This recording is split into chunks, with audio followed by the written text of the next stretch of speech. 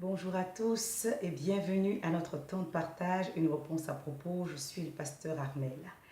Je suis encore ravie de vous retrouver sur ce temps d'édification pour répondre à des questions qui nous aideront dans notre vie de tous les jours sur des choses pratiques qui nous permettent d'avoir des directions claires et puis d'avancer dans notre vie avec le Seigneur.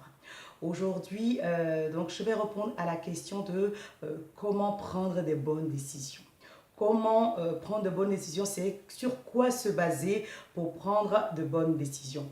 Vous savez, la vie est faite de choix. Tous les jours, on fait des choix pour notre vie personnelle, pour notre famille, dans le cadre professionnel, dans le cadre ministériel, on est tous les jours amené à prendre des décisions, donc à faire des choix.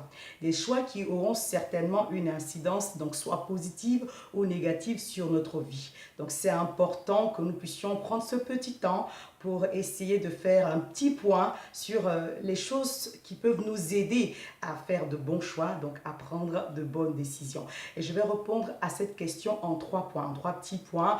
Il y a plus de points que cela, mais on va faire sur 3 points pour qu'on puisse avoir quelques éléments sur lesquels se concentrer et puis donc être aidé et demander la grâce de Dieu pour nous soutenir dans notre démarche. Le premier point, c'est que lorsque nous devons prendre une décision, nous devons avoir une visibilité sur les jours qui viennent, sur le lendemain, sur l'avenir. C'est-à-dire que la décision que je prends aujourd'hui, quelles seront les conséquences de cette décision sur mon lendemain, pour ne pas avoir de regrets, pour ne pas regarder derrière soi quelques mois ou quelques années plus tard et dire pourquoi est-ce que j'ai fait ce choix. Donc lorsque nous prenons des décisions aujourd'hui, quel que soit le plaisir ou les sensations que ces décisions peuvent nous procurer, dans le temps présent, nous devons prendre en compte que chaque décision a des conséquences. Si Ève avait pris la mesure de cela, je pense qu'elle aurait réfléchi un peu. Parce qu'elle a vu, la Bible dit que le fruit était beau. Donc il y a ce plaisir-là de manger, d'avoir une sensation tout de suite. Mais pensons à demain. Donc c'est le premier point. Lorsque je veux prendre une décision de qualité, je dois penser à ce que cette décision produira dans ma vie demain. Est-ce que le résultat que je vais avoir demain me plaira? Est-ce que je serai content d'avoir pris cette décision hier? Voilà la question qu'on doit se poser premièrement. Parce que chaque action que nous posons a des conséquences, a des répercussions sur notre vie, sur la vie de notre famille, sur la vie de notre entourage, sur les activités que nous faisons. Et nous devons réfléchir à toutes ces choses-là avant de prendre des décisions, avant de faire un bon choix. Mon deuxième point, c'est que nous devons apprendre à travailler avec le temps.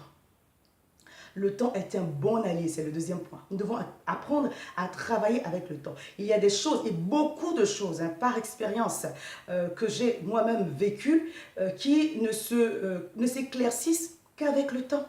Donc, nous devons apprendre à composer avec le temps. Or, par nature, l'être humain est impatient.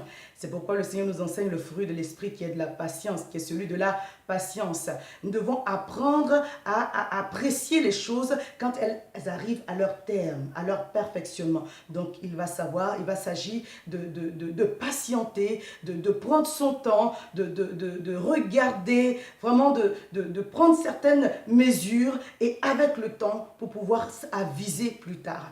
On est dans une société où on veut tout en face, comme le fast-food, on veut tout en rapide, rapidement, que ce soit la nourriture, que ce soit les réponses à nos prières, on veut tout rapidement. Mais Dieu même fonctionne avec le temps. Il est le maître des temps et des circonstances. Lorsqu'il met une semence en terre, il y a un temps qui doit s'écouler avant que la semence ne puisse produire. Quand le bébé, par donc l'acte sexuel, est fécondé dans le ventre de la mère, il faut un temps pour que donc l'enfant devienne mature, que la grossesse arrive à maturité et que la femme puisse accoucher. Donc il y a des choses avec lesquelles, même si on parle en langue plus que tout le monde, même si on a un certain niveau de maturité, il faut prendre le temps pour pouvoir aviser. Souvent, on se base sur notre vie de prière et puis les émotions peuvent nous flouer, peuvent nous on va dire, nous tromper. Même les personnes spirituelles peuvent être trompées par leurs émotions et faire des choix qui ne sont pas des bons choix. Donc, je vous encourage à ne pas être impatient parce que l'impatience tue. Apprenez à travailler avec le temps parce que c'est un très bon allié. Et mon dernier point, c'est d'être à l'écoute du Saint-Esprit. C'est d'être à l'écoute du Seigneur. Vous savez, le Seigneur nous parlera toujours. Il nous parlera pour nous donner une direction. Il nous parlera pour nous conseiller. Il nous donnera sa paix. Mais lorsque nous arrivons à un moment où nous n'entendons plus Dieu, c'est parce que nous avons désobéi à plusieurs fois. La Bible dit, n'attristez pas le Saint-Esprit. Si vous prenez votre temps à attrister le Saint-Esprit, il ne vous parlera plus. Donc apprenez à écouter le Seigneur. Par son Esprit qui habite en vous, vous aurez une direction claire. Et la direction du Saint-Esprit est empreinte de paix. Quand le Saint-Esprit est là, la paix est là également. Donc voici ces quelques points. Soyez vraiment associés avec le Saint-Esprit dans chaque décision que vous prenez. La parole de Dieu est là pour vous guider. Que le Seigneur vous bénisse abondamment. Et puis je vous dis à très bientôt sur une réponse à propos. Shalom. Au revoir.